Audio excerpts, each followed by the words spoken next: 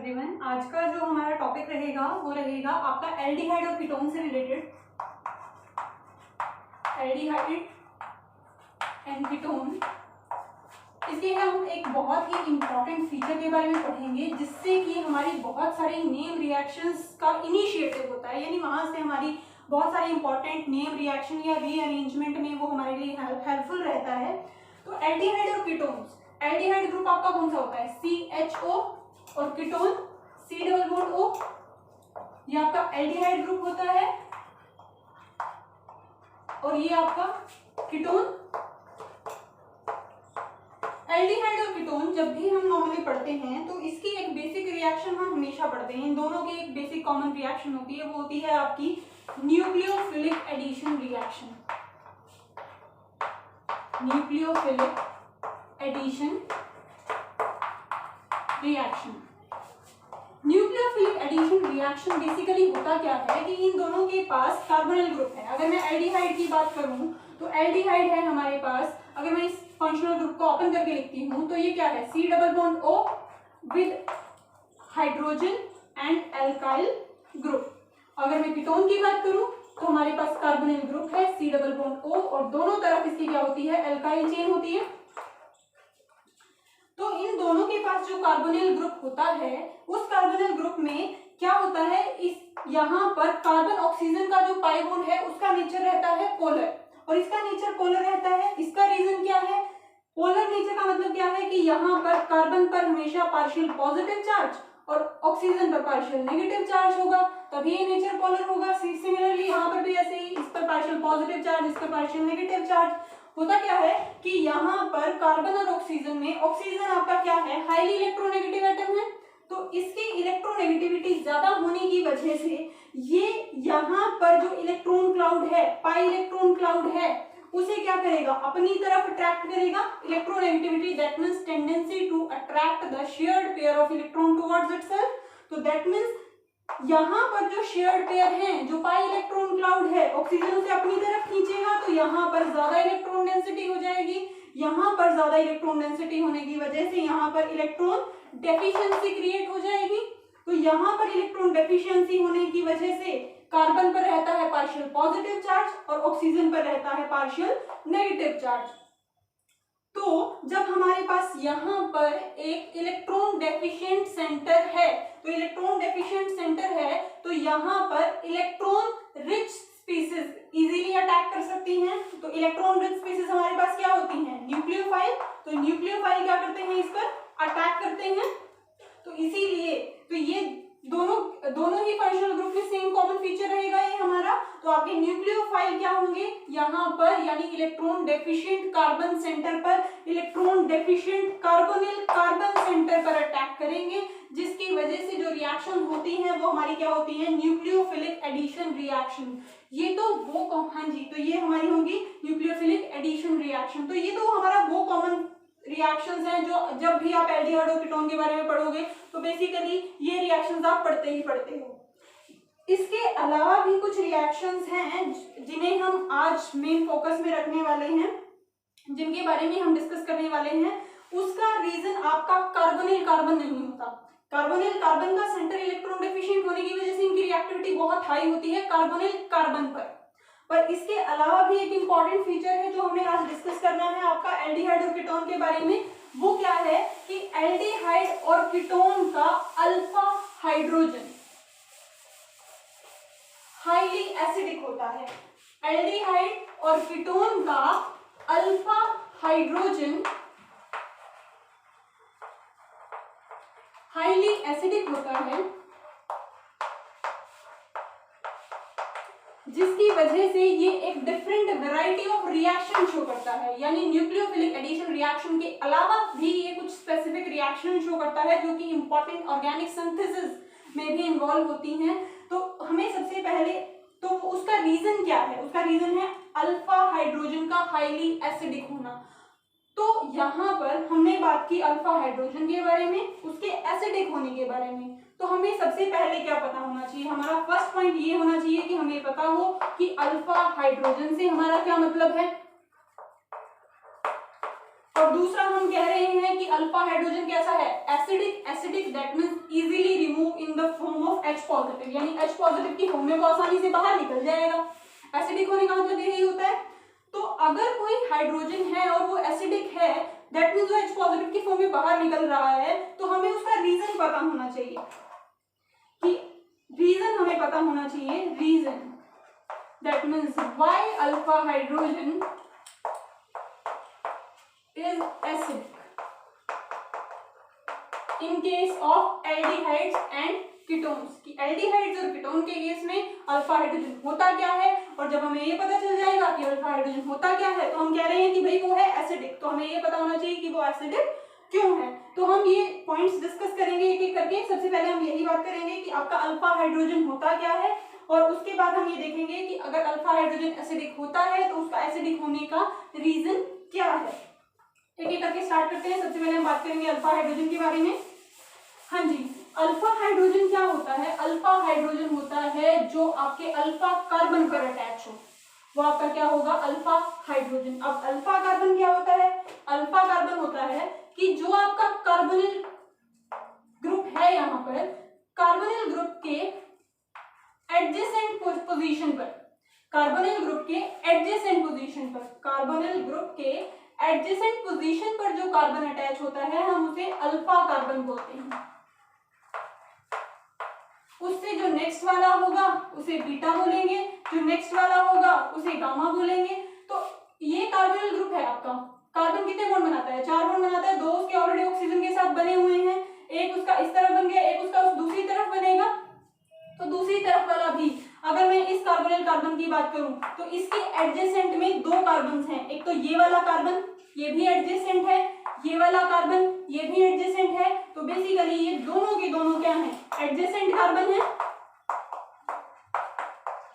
दोनों के दोनों क्या है? एडजेसेंट कार्बन है। और एडजेसेंट कार्बन ही क्या होते हैं? अल्फा कार्बन होते हैं। तो ये वाला भी कार्बन आपका क्या होगा? अल्फा होगा। ये वाला भी कार्बन आपका क्या होगा? अल्फा होगा। इससे नेक्स्ट वाला बीटा रहेगा, इससे नेक्स्ट वाला गामा। सेम दूसरी तरफ भी रहेगा, यानी चाहे आप राइट हैंड साइड की बात करो या लेफ्ट हैंड साइड की बात करो, बस क्या होना चाहिए? बिल्कुल एडजेसेंट वाला होना चाहिए। तो एडजेसेंट वाला आपका क्या होगा? अल्फा कार्बन होगा। आपके अल्फा कार्बन के साथ जो हाइड्रोजन अटैच होंगे, कार्बोनिल ग्रुप के अल्फा कार्बन जो होगा उस पर जो हाइड्रोजन अटैच होंगे, वही हाइड्रोजन क्या होते हैं? अल्फा हाइड्रोजन होते हैं। यानी hydrogens attached to alpha carbon are called alpha hydrogens। तो अगर आप अल्फा का हाइड्रोजन की बात करो तो जो हाइड्रोजन्स अल्फा कार्बन के साथ अटैच होंगे वो आपके क्या होंगे? अल्फा हाइड्रोजन होंगे। तो कार्बोनिल ग्रुप के एडजेसेंट वाले अल्फा कार्बन, इनके साथ जो अटैच हैं, ये कार्बन 2 बॉन्ड बना चुका है, इसके 2 बॉन्ड अभी भी बनने बाकी हैं। तो अगर मान लो यहाँ पर दोनों हाइड्रोजन अटैच हैं तो ये दोनों के दोनों अल्फा हाइड्रोजन होंगे। अगर एक हाइड्रोजन है, दूसरा कार्बन ही है, तो सिर्फ ये वाला अल्फा हाइड्रोजन होगा। तो डायरेक्टली इससे जितने भी लिंक्ड होंगे, अगर इससे 1 लिंक है, 2 लिंक है, 3 लिंक है, जितने भी हाइड्रोजन अटैच होंगे वो सारे के सारे क्या होंगे? अल्फा हाइड्रोजन होंगे। एक बार दोबारा देख लेते हैं एसिडिक हाइड्रोजन्स के बारे में। हम एग्जांपल लेकर के चलते हैं। CH3 CH2 CH2 C double bond OH CH3 CH2 CH2 C double bond O CH2 CH3 CH3 CO CH3 CH3 CH2 C double bond OH। तो अगर मैं यहाँ पर बात करूं तो ये आपका कार्बोनिल ग्रुप है। इसके एडजेसेंट वाला कार्बन कौन सा होगा? इसके एडजेसेंट, यानी जो इसके साथ डायरेक्टली अटैच है। तो ये आपका कार्बन इसके डायरेक्टली अटैच है, तो ये वाला अल्फा कार्बन होगा। तो ये वाला अल्फा कार्बन होगा। इसके साथ कितने हाइड्रोजन अटैच हैं? 2 हाइड्रोजन अटैच हैं, CH2। तो ये दोनों क्या होंगे? आपके अल्फा हाइड्रोजन होंगे। तो बेसिकली यहाँ पर ये आपका क्या है? ये CH2 ग्रुप में ये जो 2 हाइड्रोजन हैं ये आपके क्या हैं? अल्फा हाइड्रोजन है, दोनों के दोनों। तो ये क्या है? हमारे अल्फा हाइड्रोजन हैं। हमने क्या कहा था कि कार्बोनिल कार्बन के जो डायरेक्टली अटैच्ड कार्बन हैं उसके साथ आपके क्या होंगे, अल्फा हाइड्रोजन होंगे। तो यहाँ पर ये आपके क्या हैं, अल्फा हाइड्रोजन हैं, ठीक है। तो अगर मैं नेक्स्ट एग्जांपल की बात करूं, next example CH3 CH2 CH2 C double bond O CH2 CH3, ये हमारा कार्बोनिल ग्रुप है। कार्बोनिल ग्रुप के एडजेसेंट ये वाला कार्बन एडजेसेंट है, सिमिलरली ये वाला कार्बन भी क्या है, एडजेसेंट है। तो ये दोनों के दोनों क्या होंगे, अल्फा कार्बन, और अल्फा कार्बन के साथ जो अटैच हाइड्रोजन हैं वो क्या होंगे, अल्फा हाइड्रोजन। तो दैट मींस ये वाले हाइड्रोजन भी अल्फा हाइड्रोजन होंगे और ये वाले हाइड्रोजन भी अल्फा हाइड्रोजन होंगे, क्योंकि यहाँ पर कार्बोनिल कार्बन के साथ डायरेक्टली अटैच्ड यही दोनों कार्बन हैं और डायरेक्टली अटैच्ड यही दोनों कार्बन हैं। तो इसके साथ जो डायरेक्टली अटैच्ड हाइड्रोजन होंगे वो आपके क्या होंगे, अल्फा हाइड्रोजन। तो यहाँ पर ये क्या है, हमारे अल्फा हाइड्रोजन। सिमिलरली अगर मैं नेक्स्ट की बात करूं तो हमारे थर्ड एग्जांपल में CH3 C double bond O CH3, तो ये सेंट्रल कार्बन के साथ यानी कार्बोनिल कार्बन के साथ ये भी डायरेक्टली अटैच है, ये भी डायरेक्टली अटैच है। तो ये वाला CH3 ग्रुप भी आपका क्या होगा, अल्फा हाइड्रोजन होगा। ये वाला कार्बन भी क्या होगा, ये CH3 ग्रुप का कार्बन भी अल्फा कार्बन होगा और ये वाला कार्बन भी क्या होगा, अल्फा कार्बन होगा। तो इसके साथ जो हाइड्रोजन अटैच्ड हैं वो क्या होंगे, अल्फा हाइड्रोजन। सिमिलरली ये वाले हाइड्रोजन भी हमारे क्या होंगे, अल्फा हाइड्रोजन। वहीं पर अगर मैं बात करूं नेक्स्ट, तो यहाँ पर कार्बोनिल कार्बन के साथ डायरेक्टली अटैच्ड कार्बन ये है, डायरेक्टली अटैच्ड कार्बन ये है। तो ये वाला कार्बन क्या होगा, अल्फा कार्बन, और अल्फा कार्बन के साथ वाला हाइड्रोजन ही अल्फा हाइड्रोजन होगा। तो ये वाले हाइड्रोजन हमारे क्या होंगे, अल्फा हाइड्रोजन होंगे। अगर मैं बात करूं यहाँ पर कार्बन के साथ, कार्बोनिल कार्बन के साथ डायरेक्टली अटैच्ड हाइड्रोजन है, डायरेक्टली अटैच्ड हाइड्रोजन है, ये अल्फा हाइड्रोजन नहीं होगा, क्योंकि हमने क्या कहा, जो अल्फा कार्बन से अटैच होगा वो अल्फा हाइड्रोजन, ये अल्फा कार्बन से अटैच नहीं है, ये कार्बोनिल कार्बन से अटैच है। तो ये हमारा अल्फा हाइड्रोजन नहीं होगा। तो कंफ्यूजन नहीं क्रिएट करनी है, सिंपल है। सिंपल वर्ड्स में हमने बोला है कि जो भी हाइड्रोजन अल्फा कार्बन से अटैच होगा वो अल्फा हाइड्रोजन होगा। फॉर एग्जाम्पल ये कार्बन, कार्बोनिल कार्बन, इसके साथ वाला अल्फा कार्बन, इस पर जो हाइड्रोजन वो अल्फा हाइड्रोजन। ये कार्बोनिल कार्बन, ये इसके साथ वाले कार्बन अल्फा कार्बन, ये दोनों अल्फा कार्बन। तो इन दोनों के साथ जो हाइड्रोजन अटैच हैं वो क्या होंगे, अल्फा हाइड्रोजन। सिमिलरली इस केस में भी यही, तो यहाँ पर आपके 6 अल्फा हाइड्रोजन होंगे, 3 इस कार्बन के साथ और 3 इस कार्बन के साथ। और हमारे लास्ट एग्जांपल में हमारे 2 आपके अल्फा हाइड्रोजन है, और वो 2 अल्फा हाइड्रोजन कौन से हैं, जो अल्फा कार्बन के साथ अटैच्ड हैं। तो ये तो बात हो गई कि आपके अल्फा हाइड्रोजन्स क्या होते हैं। जो हमें नेक्स्ट देखना है वो हमें ये देखना है कि हमने बोला कि अल्फा हाइड्रोजन्स जो हैं वो कैसे होते हैं, एसिडिक होते हैं। तो हमें इसका रीजन देखना है कि ये अल्फा हाइड्रोजन एसिडिक क्यों होते हैं, यानी H पॉजिटिव की फॉर्म में ये क्यों इजीली रिमूव हो जाते हैं। तो वो हमें वो चीज देखनी है। हाँ जी, तो हमें अब बात करनी है एसिडिटी ऑफ अल्फा हाइड्रोजन्स के बारे में।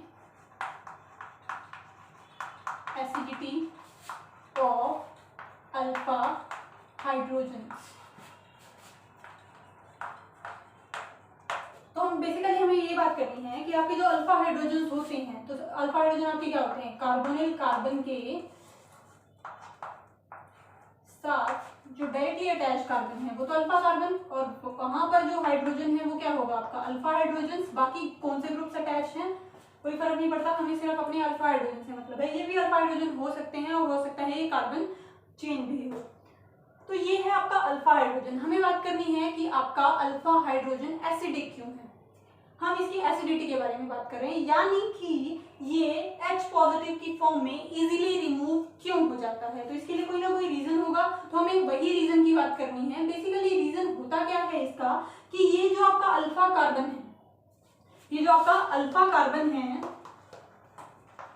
ये अल्फा कार्बन डायरेक्टली अटैच्ड है इलेक्ट्रॉन विड्रॉइंग ग्रुप से। ये जो आपका कार्बोनिल ग्रुप होता है, हमने बात की थी स्टार्टिंग में कि यहाँ पर इस कार्बन पर कार्बोनिल कार्बन कैसा होता है, इलेक्ट्रॉन डेफिशिएंसी क्रिएट हो जाती है। यहाँ पर इसके ऑक्सीजन के हाईली इलेक्ट्रोनेगेटिव होने की वजह से ये क्या हो जाते हैं, इलेक्ट्रॉन डेफिशिएंसी क्रिएट हो जाती है। इलेक्ट्रॉन डेफिशिएंसी क्रिएट हो जाती है तो दैट मींस यहाँ पर इलेक्ट्रॉन की कमी आ जाती है। तो ये क्या करेगा, कोशिश करेगा अपनी इलेक्ट्रॉन डेफिशिएंसी को कंप्लीट करने की। और इलेक्ट्रॉन डेफिशिएंसी कंप्लीट करने का एक बहुत अच्छा तरीका है इंडक्टिव इफेक्ट। जिससे क्या होता है कि वो अपने एडजेसेंट कार्बन से इलेक्ट्रॉन डेंसिटी विड्रॉ करता है।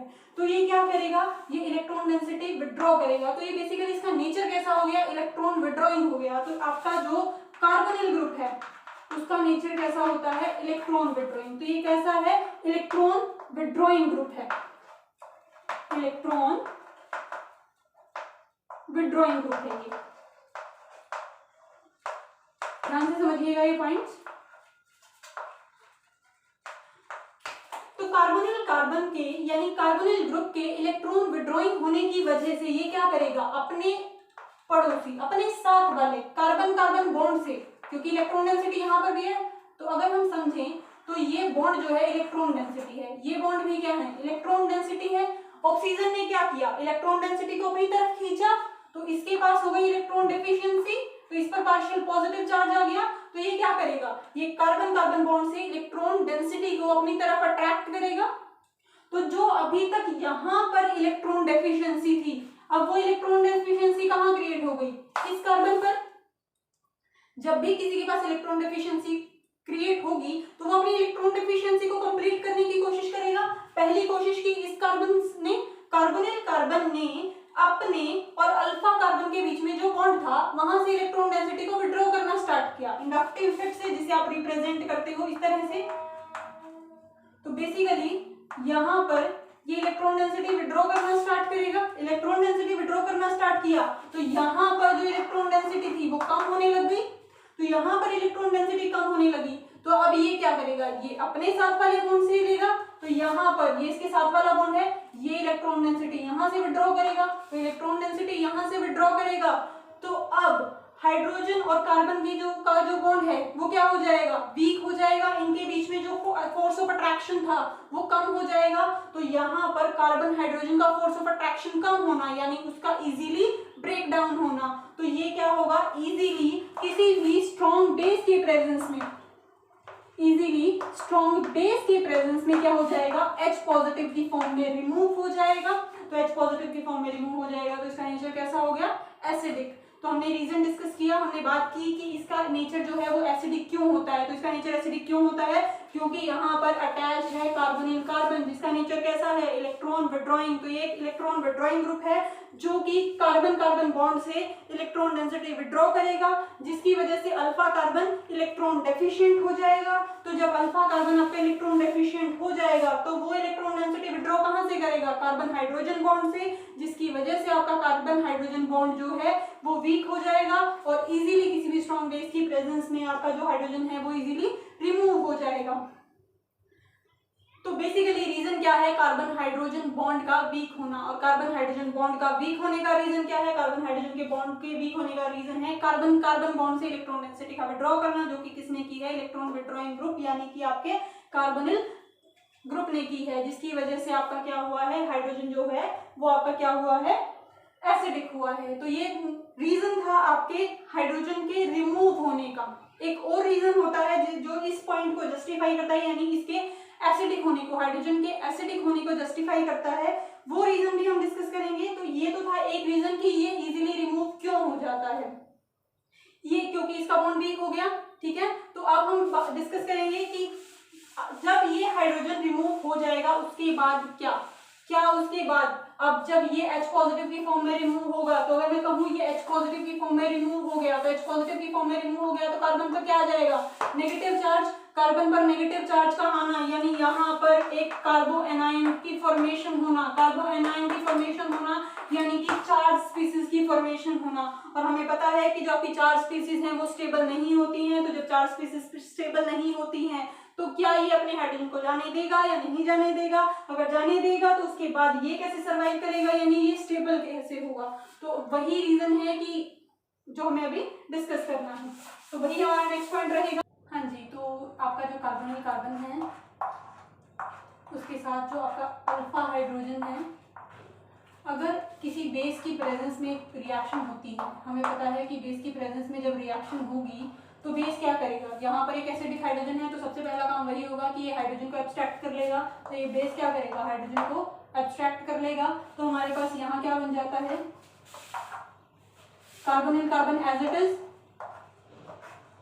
कार्बन हाइड्रोजन का बॉन्ड ब्रेक हो गया, हाइड्रोजन H पॉजिटिव की फॉर्म में बाहर निकल गया, तो कार्बन पर नेगेटिव चार्ज, तो इलेक्ट्रॉन डेंसिटी कार्बन के पास रह जाती है हमारी, कार्बन पर क्या आ गया नेगेटिव चार्ज, तो हमारे पास ये कार्बोनाइन की फॉर्मेशन हो जाएगी। तो जो ये कार्बोनाइन हमारे पास बना है ये आपका क्या होता है, ये होता है रेजोनेंस स्टेबलाइज, यहाँ पर रेजोनेंस होता है, ये आपका क्या होगा रेजोनेंस स्टेबलाइज होगा। किस तरह से, कार्बन पर क्या है नेगेटिव चार्ज है, तो दैट मींस कार्बन पर अब एक्स्ट्रा इलेक्ट्रॉन डेंसिटी आ गई, तो ये एक्स्ट्रा इलेक्ट्रॉन डेंसिटी अब किसी भी एटम या किसी भी स्पीसीज के पास कम इलेक्ट्रॉन डेंसिटी होती है तो वो इलेक्ट्रॉन डेंसिटी को एब्स्ट्रैक्ट करने की कोशिश करता है, और ज्यादा इलेक्ट्रॉन डेंसिटी होती है तो इलेक्ट्रॉन डेंसिटी आगे शिफ्ट करने की कोशिश करता है अगर वो दे पाता है किसी को तो। और यहाँ पर आप देख रहे हो एक इलेक्ट्रॉन विड्रॉइंग ग्रुप है आपका, कौन सा कार्बोनिल कार्बन, यहाँ पर आपका क्या है ऑक्सीजन है, ऑक्सीजन क्या होता है इलेक्ट्रोनेगेटिव होता है, इलेक्ट्रोनेगेटिव होता है तो ये क्या करेगा, ये हेल्प करेगा कार्बोनाइन की स्टेबलाइज होने में। किस तरह से, यहाँ पर जो ये नेगेटिव चार्ज है यानी ये जो इलेक्ट्रॉन डेंसिटी है वो शिफ्ट होगी कहाँ पर, यहाँ पर, तो यहाँ पर आपका क्या होगा डबल बॉन्ड की फॉर्मेशन हो जाएगी। अब ये वाला कार्बन जो ऑलरेडी 4 बॉन्ड बनाए हुए है, अगर इसका एक और बॉन्ड बनाने की कोशिश करोगे तो इसका कोई पुराना बॉन्ड टूटना चाहिए, और वो बॉन्ड कैसे टूटेगा, ये पाई बॉन्ड शिफ्ट हो जाएगा आपके ऑक्सीजन के पास। ऑक्सीजन बोलेगा भाई मेरे को तो वैसे ही इलेक्ट्रॉन्स की जरूरत होती है, मैं तो वैसे ही इलेक्ट्रोनेगेटिव, मैं तो वैसे ही बदनाम हूँ, मेरे को तो वैसे ही इलेक्ट्रॉन डेंसिटी अपने पास लेनी होती है, तो ये क्या करेगा कि चल भाई तेरी हेल्प हो जाएगी और मेरे को एक्स्ट्रा इलेक्ट्रॉन डेंसिटी मिल जाएगी, वो वैसे ही खुश है, तो ये क्या करेगा इलेक्ट्रॉन डेंसिटी कहाँ शिफ्ट हो जाएगी, ये पाई इलेक्ट्रॉन डेंसिटी शिफ्ट हो जाएगी ऑक्सीजन के पास, और अब यहाँ पर ये इलेक्ट्रॉन डेंसिटी आ जाएगी। तो बेसिकली हुआ क्या, यहाँ पर कार्बन ऑक्सीजन का सिंगल बॉन्ड रह गया, ऑक्सीजन पर आ गया नेगेटिव चार्ज, 2 लोन पेयर इसके पास ऑलरेडी होते हैं विद अ नेगेटिव चार्ज, अब हो गए इसके पास 3। यहाँ पर कार्बन कार्बन के बीच में जो सिंगल बॉन्ड था वो डबल बॉन्ड बन गया, अब कार्बन का नेगेटिव चार्ज रिमूव हो गया यहाँ से, सबकी बॉन्ड भी कंप्लीट हो गए, यहाँ पर भी कार्बन के 4 बॉन्ड थे, यहाँ पर भी कार्बन के 4 बॉन्ड है, सिर्फ क्या हुआ है डबल बॉन्ड जो पहले कार्बन ऑक्सीजन में पे था वो कार्बन कार्बन पर शिफ्ट हो गया है, और जो नेगेटिव चार्ज पहले कार्बन पर था वो कहाँ गया है आपके ऑक्सीजन पर आ गया है। तो बेसिकली रेजोनेंस से आपकी क्या हो जाएगी, ये जो कार्बोएनाइन है ये स्टेबलाइज हो जाएगा, जो नेगेटिव चार्ज है वो शिफ्ट हो जाएगा किस पर, ऑक्सीजन पर, और जो डबल बॉन्ड है वो कार्बन ऑक्सीजन से कहाँ आ जाएगा, कार्बन कार्बन पर। तो ये क्या हो जाएगा आपका रेजोनेंस स्टेबलाइज हो जाएगा, जिसकी वजह से H पॉजिटिव इजीली रिमूव हो जाएगा, क्योंकि अगर ये स्टेबलाइज ना होता तो ये वापस अपना हाइड्रोजन एब्स्ट्रैक्ट कर लेता, क्योंकि जब नई बनने वाली स्पीसीज स्टेबल ही नहीं है तो वो बनेगी ही नहीं ना। बट यहाँ पर तो क्या है कि ये स्टेबलाइज हो पा रहा है, रेजोनेंस के थ्रू स्टेबलाइज हो पा रहा है, तो जब ये रेजोनेंस के थ्रू स्टेबलाइज हो पा रहा है तो दैट मींस H पॉजिटिव आपका इजीली रिमूव हो जाएगा, और जिसकी वजह से आप जस्टिफाई कर पाते हो आपके एसिडिक नेचर ऑफ हाइड्रोजन को, जो कि आपका अल्फा हाइड्रोजन है। ठीक है, तो अगर मैं यहाँ बात करूँ तो यहाँ पर 2 रेजोनेटिंग स्ट्रक्चर हैं, तो यहाँ पर क्या होगा एक रेजोनेंस हाइब्रिड बनेगा। तो रेजोनेंस हाइब्रिड हम क्या करते हैं, इन दोनों रेजोनेटिंग स्ट्रक्चर्स को नाम दे देते हैं, इसको बोल देते हैं फर्स्ट, इसको बोल देते हैं सेकंड। तो अगर हम इन दोनों स्ट्रक्चर्स को डिस्कस करें, जो रेजोनेंस हाइब्रिड होता है वो क्या होता है कि उसमें इन दोनों की प्रॉपर्टीज होंगी, इन दोनों का कंट्रीब्यूशन होगा, जो ज्यादा स्टेबल स्ट्रक्चर होगी उसका ज्यादा कंट्रीब्यूशन रहेगा। बट यहाँ पर क्या होता है, इन दोनों का कंट्रीब्यूशन रहता है, और दोनों का कंट्रीब्यूशन रहने का रीजन क्या होगा कि ये दोनों ही स्ट्रक्चर क्या होंगी, स्टेबल होंगी किसी ना किसी वजह से। तो हम एक एक करके डिस्कस करते हैं। अगर मैं बात करूं फर्स्ट स्ट्रक्चर के बारे में, तो फर्स्ट स्ट्रक्चर में यहाँ पर कार्बन ऑक्सीजन के बीच में पाई बॉन्ड है, इसको अगर मैं कंपेयर करूं यहाँ वाले पाई बॉन्ड के साथ, सेकेंड स्ट्रक्चर के पाई बॉन्ड के साथ, यहाँ पर है कार्बन कार्बन के बीच में पाई बॉन्ड। तो अगर मैं बात करूं तो कार्बन ऑक्सीजन का पाई बॉन्ड ज्यादा स्टेबल होता है in comparison to carbon carbon double bond, तो जिसकी वजह से आपका स्ट्रक्चर फर्स्ट का कंट्रीब्यूशन तो रहना ही चाहिए क्योंकि वो स्टेबल है, उसने कार्बन ऑक्सीजन के बीच में डबल बॉन्ड बनाया है। तो ये क्या होगा, ये वाली फर्स्ट वाला रेजोनेटिंग स्ट्रक्चर आपकी क्या होगी, स्टेबल होगी। तो जिस वजह से फर्स्ट के कंट्रीब्यूशन को तो कर दिया हमने जस्टिफाई। अब दूसरे पॉइंट पर बात करते हैं। दूसरा पॉइंट हमारा क्या है, अगर मैं बात करूं यहाँ पर तो कार्बन पर नेगेटिव चार्ज है, और अगर सेकंड स्ट्रक्चर में बात करूं तो नेगेटिव चार्ज कहाँ है, ऑक्सीजन पर है। कार्बन पर नेगेटिव चार्ज और ऑक्सीजन पर नेगेटिव चार्ज, कौन सा चार्ज ज्यादा स्टेबल होगा, चार्ज वो ज्यादा स्टेबल होगा जो ज्यादा इलेक्ट्रोनेगेटिव एटम पर होगा। कार्बन और ऑक्सीजन में ऑक्सीजन ज्यादा इलेक्ट्रोनेगेटिव है, तो इसी वजह से इन दोनों स्ट्रक्चर्स में से जहां ऑक्सीजन पर नेगेटिव चार्ज है, यानी कि स्ट्रक्चर सेकंड में ये आपका क्या होगा, ज्यादा स्टेबल होगा, क्योंकि हाई इलेक्ट्रोनेगेटिव एटम पर नेगेटिव चार्ज ज्यादा स्टेबलाइज होता है। तो इसी वजह से हम सेकंड स्ट्रक्चर का कॉन्ट्रीब्यूशन जस्टिफाई कर पाए हैं। सो दैट मीन्स जो आपका रेजोनेंस हाइब्रिड रहेगा वो इन दोनों का कहीं बीच का रहेगा, यानी कि ये दोनों पॉइंट जस्टिफाई होने चाहिए। डबल बॉन्ड यहाँ भी हो सकता है, यहाँ भी हो सकता है, क्योंकि कंट्रीब्यूशन इसका भी रहेगा, इसका भी रहेगा। नेगेटिव चार्ज कार्बन पर भी हो सकता है, ऑक्सीजन पर भी हो सकता है। तो अगर मैं इसके रेजोनेंस हाइब्रिड की बात करूं तो हमारा बेसिक स्केलेटन क्या है, कार्बन, कार्बन और ऑक्सीजन। इन्हीं के बीच में आपका चार्ज रेजोनेट किया है, इन्हीं के बीच में आपका इलेक्ट्रॉन क्लाउड रेजोनेट किया है, ये पाई इलेक्ट्रॉन क्लाउड रेजोनेट किया है, और आपका क्या किया है, नेगेटिव चार्ज रेजोनेट किया है। इस पूरी स्ट्रक्चर में यही तो इंटरकन्वर्जन हुआ है ना, कि यहाँ से पाई इलेक्ट्रॉन क्लाउड यहाँ शिफ्ट हो गया, नेगेटिव चार्ज यहाँ से यहाँ शिफ्ट हो गया। तो बेसिकली नेगेटिव चार्ज आपका यहाँ भी है और नेगेटिव आपका यहाँ भी है, क्योंकि दोनों स्ट्रक्चर्स का कॉन्ट्रीब्यूशन है। तो हम इसको पार्शियल शो कर लेते हैं कि ना तो पूरी तरह से इस पर है, ना पूरी तरह से इस पर है। सिमिलरली जो आपका पाई बॉन्ड है वो भी ना तो पूरी तरह से इस पर है, यानी पाई इलेक्ट्रॉन क्लाउड ना तो पूरी तरह से कार्बन ऑक्सीजन के बीच में है, और ना ही पूरी तरह से कार्बन कार्बन के बीच में है। तो बेसिकली ये आपका रहता है रेजोनेंस हाइब्रिड, और ये रेजोनेंस हाइब्रिड हमारा क्या रहता है कि जो आपका पाई इलेक्ट्रॉन क्लाउड है वो आपका रेजोनेट करता रहता है, वो आपका रेजोनेट करता रहता है कार्बन से कार्बन और कार्बन से ऑक्सीजन, यानी ये पाई इलेक्ट्रॉन क्लाउड एक जगह पर नहीं रहेगा, ये रेजोनेट करता रहेगा। ऐसे ही आपका नेगेटिव चार्ज भी क्या करेगा, रेजोनेट करता रहेगा। तो ये आपका जो रेजोनेंस हाइब्रिड है ये क्या है, एक नेगेटिव चार्ज स्पीसीज है, यानी कि एक एनायन है, और इसी एनायन को हम क्या बोलते हैं, इनोलेट एनायन बोलते हैं। क्या बोलते हैं, इनोलेट एनायन बोलते हैं। और यही इनोलेट एनायन हमारा बहुत सारी कह सकते हैं हम important reaction, important organic synthesis में आपका यूज होगा। ये आपका इनिशिएट करेगा आपकी बहुत सारी रिएक्शंस को। तो बेसिकली ये आपका क्या रहता है, रेजोनेंस हाइब्रिड रहता है। तो ये आपका है हो गया इनोलेट एनायन। ठीक है, हाँ जी, हमारे पास इनोलेट एनायन बनता है।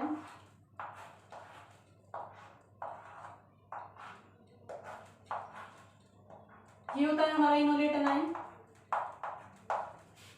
With partial negative charge, with partial negative charge. ये होता है हमारा इनोलेट एनायन, इनोलेट एनायन। अगर ये इनोलेट एनायन आपका करे प्रोटॉन एब्स्ट्रैक्ट,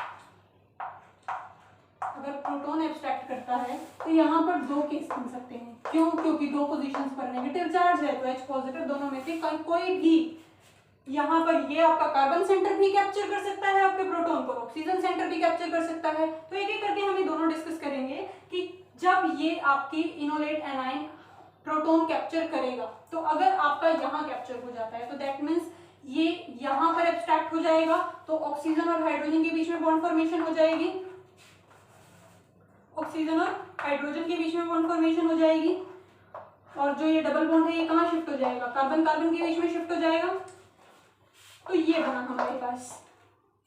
दूसरा केस क्या है कि कार्बन सेंटर प्रोटॉन एब्स्ट्रैक्ट कर ले। तो अगर कार्बन सेंटर प्रोटॉन एब्स्ट्रैक्ट कर ले तो कार्बन क्या करेगा, हाइड्रोजन के साथ बॉन्ड फॉर्मेशन कर लेगा। अब जब कार्बन हाइड्रोजन के साथ बॉन्ड फॉर्मेशन कर लिया तो ये पाई इलेक्ट्रॉन क्लाउड कहाँ शिफ्ट हो जाएगा, ऑक्सीजन पर। तो यहाँ पर क्या हो जाएगा, C डबल बॉन्ड O वापस जनरेट हो जाएगा, यानी पाई इलेक्ट्रॉन क्लाउड शिफ्ट हो जाएगा कहाँ पर, कार्बन ऑक्सीजन पर। तो हमने देखा कि प्रोटॉन एब्स्ट्रैक्शन, इनोलेट एनायन के प्रोटॉन एब्स्ट्रैक्शन से हमारे पास या तो ये फॉर्म आती है या ये फॉर्म आती है। तो यहाँ पर क्या फॉर्मेशन हुई, कीटोन की, और यहाँ पर क्या फॉर्मेशन हुई, अल्कोहल की। तो आपके इनोलेट एनायन के प्रोटॉन एब्स्ट्रैक्शन से या तो कीटोन बन सकता है या फिर अल्कोहल बन सकता है, या तो कीटोन बन सकता है या फिर अल्कोहल बन सकता है। तो अगर आपका कीटोन बनता है तो हम उसे बोलते हैं कीटोफॉर्म। क्या बोलते हैं, कीटोफॉर्म। और अगर आपका अल्कोहल बनता है तो उसे बोलते हैं इनोल फॉर्म। तो यहाँ पर हमारा अल्कोहल की फॉर्मेशन हुई है, हम इसे क्या बोलेंगे, इनोल फॉर्म। तो बेसिकली हम यहाँ क्या बात कर रहे थे कि इनोलेट एनायन के प्रोटॉन एब्स्ट्रैक्शन से कीटो फॉर्म भी बन सकती है और इनोल फॉर्म भी बन सकती है। ठीक है, तो बेसिकली आपका जो इनोलेट एनायन है वो कन्वर्ट हो सकता है कीटो फॉर्म में भी और इनोल फॉर्म में भी। तो यही हम डिस्कस कर रहे थे। हाँ जी, तो अब हमने ये देखा कि आपके इनोलेट अनायन की फॉर्मेशन हो जाती है। तो इनोलेट अनायन की फॉर्मेशन हो जाती है, पर क्या होता है कि अगर आपका बेस स्ट्रॉन्ग नहीं है तो वहां पर आपका प्रोटॉन, क्योंकि एसिडिक नेचर है ऑब्वियसली है, बट इतना हाईली एसिडिक भी नहीं है कि आप पुअर बेस लोगे, वीक बेस लोगे तो भी एब्स्ट्रैक्ट हो जाएगा। तो इसके लिए क्या करना होता है, या तो आप स्ट्रॉन्ग बेस का यूज करो या फिर आप कुछ इस तरह के ग्रुप्स यूज करो जिसकी वजह से इसकी एसिडिटी बढ़ जाए, यानी आपके इनोलेट एनायन फॉर्मेशन के चांसेस बढ़ जाए, उसकी कॉन्सेंट्रेशन बढ़ जाए। क्योंकि हमने कहा कि सिंथेटिक रिएक्शन में यूज होता है, कुछ ऑर्गेनिक सिंथेसिस में यूज किया जाता है इसको। तो वहां पर अगर आपको हाइड्रोजन अल्फा हाइड्रोजन की एसिडिटी को इंक्रीज करना है, यानी कि आपके इनोलेट एनायन की कॉन्सेंट्रेशन को बढ़ाना है, तो आपको क्या करना पड़ेगा, आपको करना पड़ेगा कि या तो आप कुछ ऐसे ग्रुप्स अटैच करो कि जो आपका अल्फा हाइड्रोजन है इसकी एसिडिटी को किसी तरह से बढ़ा दो, कि यहाँ पर इसके साथ कुछ इस तरह के ग्रुप्स अटैच कर दो कि यहाँ पर ज्यादा से ज्यादा इलेक्ट्रॉन डेफिशिएंसी क्रिएट हो जाए, तो ताकि ये कार्बनिक हाइड्रोजन को धक्के मार के खुद ही बाहर निकाल दे कि भाई देख मेरे पास तो बहुत ही ज्यादा इलेक्ट्रॉन डेफिशिएंसी हो गई है, तो तुझे जाना पड़ेगा, अपने इलेक्ट्रॉन्स यहाँ पर देकर जा और तू चला जा। या तो तब चांसेस बढ़ जाते हैं आपके प्रोटॉन एब्स्ट्रैक्शन के, या फिर आप क्या करो, आप एक स्ट्रॉन्ग बेस लेकर आओ और स्ट्रॉन्ग बेस क्या करे, इसे एब्स्ट्रैक्ट करके ले जाए। तो स्ट्रॉन्ग बेस ऐड करना तो एक अलग चीज हो गई। हम दूसरे पॉइंट पर बात कर लेते हैं जो क्या है कि ग्रुप्स अटैच करना। ग्रुप्स अटैच करना, किस तरह के ग्रुप्स हमने कहा अटैच करने के लिए, तो ग्रुप्स आपके इस तरह के अटैच हों ताकि यहां पर इलेक्ट्रॉन डेफिशिएंसी क्रिएट हो जाए, यानी कि आपको highly electron withdrawing groups attach करने होंगे जिससे कि यहाँ पर इलेक्ट्रॉन डेफिशिएंसी क्रिएट हो जाए, जिससे कि कार्बन हाइड्रोजन बॉन्ड और ज्यादा वीक हो जाए, जिससे कि carbon hydrogen bond easily break down हो जाए। तो हम क्या कर सकते हैं, इलेक्ट्रॉन विड्रॉइंग ग्रुप अटैच कर सकते हैं। तो कुछ एग्जांपल ले लेते हैं जहां पर आपने इलेक्ट्रॉन विड्रॉइंग ग्रुप अटैच किए हैं, जो कि आगे हमारी ऑर्गेनिक सिंथेसिस जो हम पढ़ेंगे उसमें हम इजीली हमें समझ आ जाए। एक तो है कि आप अटैच कर लो, इलेक्ट्रॉन विड्रॉइंग ग्रुप को हमने अटैच कर लिया, तो हम इलेक्ट्रॉन विड्रॉइंग ग्रुप अटैच कर लेते हैं जिससे कि इसकी क्या होगी, एसिडिटी इंक्रीज हो जाएगी। आप हो सकता है दो कार्बोनिल ग्रुप के बीच में ले आए अपना हाइड्रोजन, यानी कि डाइकीटो फॉर्म में अगर आप ले तब भी आपकी क्या होगी, यानी कि आपको basically electron withdrawing group attach करने हैं। कहने का मतलब यही है कि अगर हम इलेक्ट्रॉन विड्रॉइंग ग्रुप यहाँ पर जितने ज्यादा अटैच करते जाएंगे वैसे ही आपकी क्या होगी, एसिडिटी बढ़ती जाएगी। तो आपको अपनी एसिडिटी बढ़ाने के लिए, रिएक्शन रेट को फास्ट करने के लिए, कॉन्सेंट्रेशन को बढ़ाने के लिए हम क्या करेंगे, आपके इलेक्ट्रॉन विड्रॉइंग ग्रुप अटैच करेंगे। Thank you class.